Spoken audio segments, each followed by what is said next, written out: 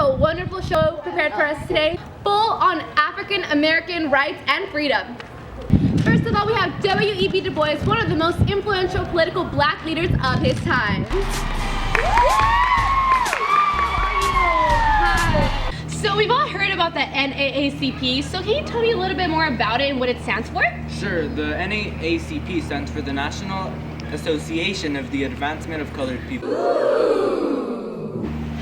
We relied on the most intellectual of my colleagues to create a social justice for the African Americans. We felt that social change could be accomplished by educating a small group of blacks called the Talented 10. Wow, that's very interesting. So you just recently mentioned the Talented 10. Do you think you could tell us more about it and elaborate more? Yeah, our main goal was to establish colleges in the South to train Negro teachers to be elites. And not all Africans can go to Harvard, but there is a 10% who have the drive to do so, which is leadership. So I've been actually meaning to ask you this. What are your thoughts and views on the Atlanta Compromise? Right. I completely oppose it because I insist on full civil rights, and also I believe that Southern blacks should not submit to white political rule. I also believe that African Americans need the chance for advanced education in order to develop leadership. Right. What did you end up doing after World War I? I traveled Europe and surveyed the experience of black soldiers in France and documented the widespread bigotry of the U.S. military. So in 1935, you published your book, Black Reconstruction in America, correct? Right. So what was your exact motivation for writing this piece? My main motivation was that I wanted to challenge the prevailing orthodoxy that blacks were responsible for the failures in the Reconstruction era. Well, it was a pleasure having you here, Du Bois. Thank you. We'll see you soon and good luck. Right up next, we have Booker T. Washington here to tell us more.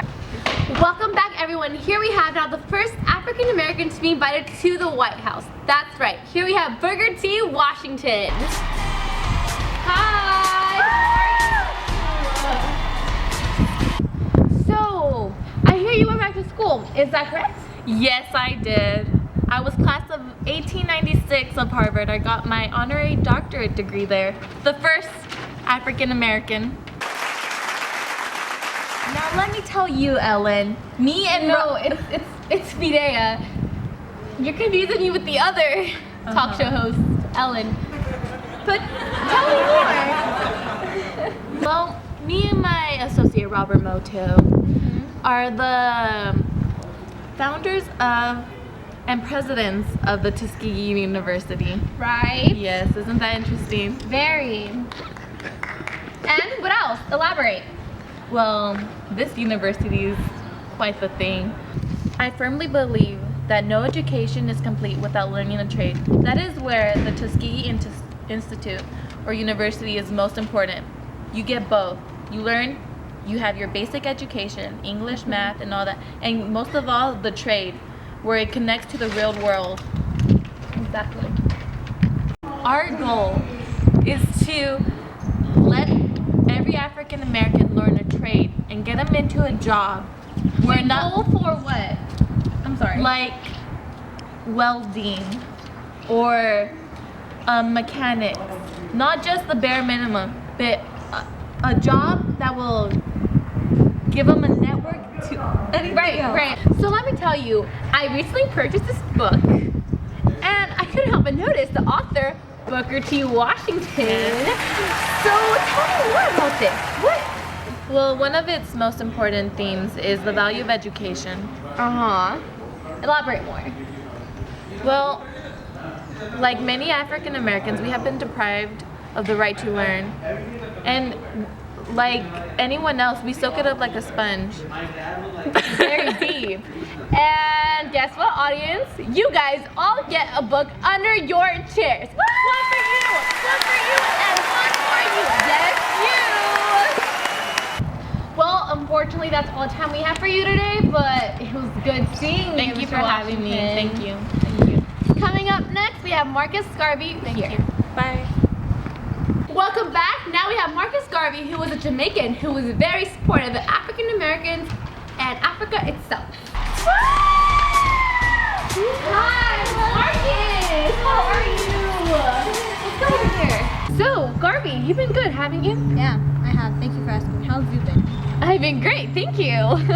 So, first question I want to ask you: what exactly is a UNIA? Is that what it is? Yes, ma'am. And UNIA, right? Okay. The UNIA, you mean the Universal Negro Improvement Association? That one, exactly. See, I designed it for my fellow Africans to create opportunities for them to have for a chance in career. I mean, what kind of world do we live in? Well, let's ask the crowd. What do you think? So, Mr. Garvey, the Black Star Line was a result of the UNIA. What did it do?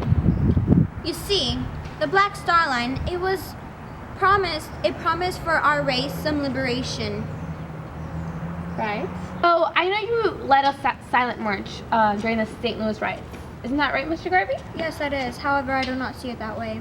You see, it was an outbreak of labor, and it was also a race relations riot. But that is another subject.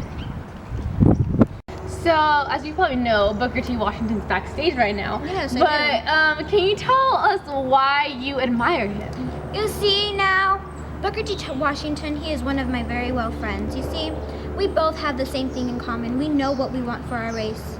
We want to unify our race as one. But not just them, we want to unify the world. Now, it's time for the new game on the show, BMW Trivia. This is how it works.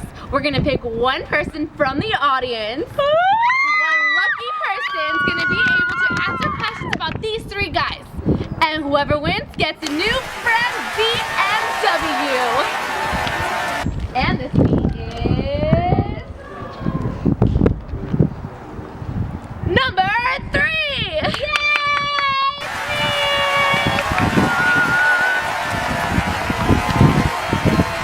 What is your name? Asia? Asia, lovely. My first question is, who was born into slavery?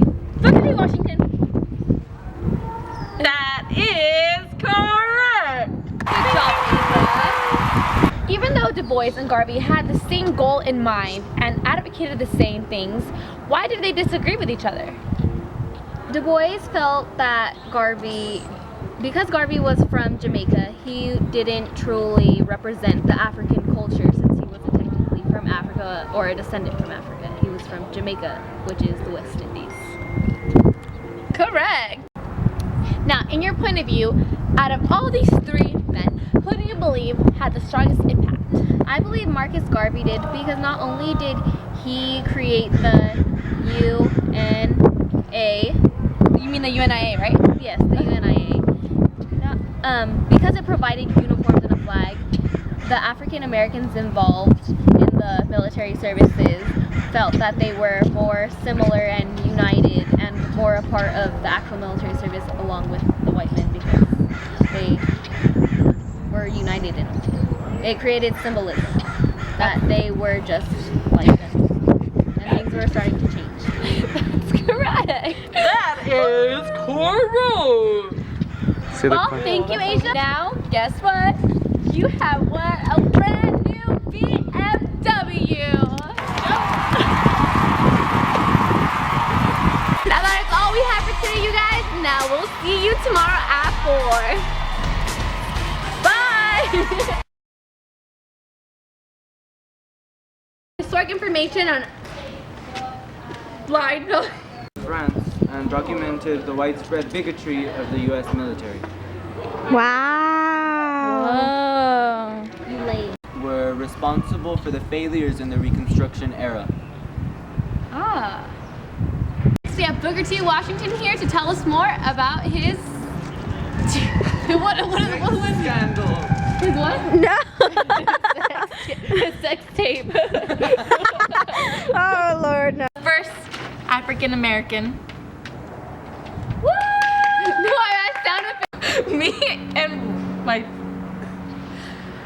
and my associate Robert Moto are the Yes, continue. The camera just loves me. I forgot because I was confused.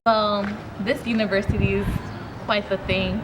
We really just want to spread the word of and let everybody be able to. Yeah, he's a white man. We established that.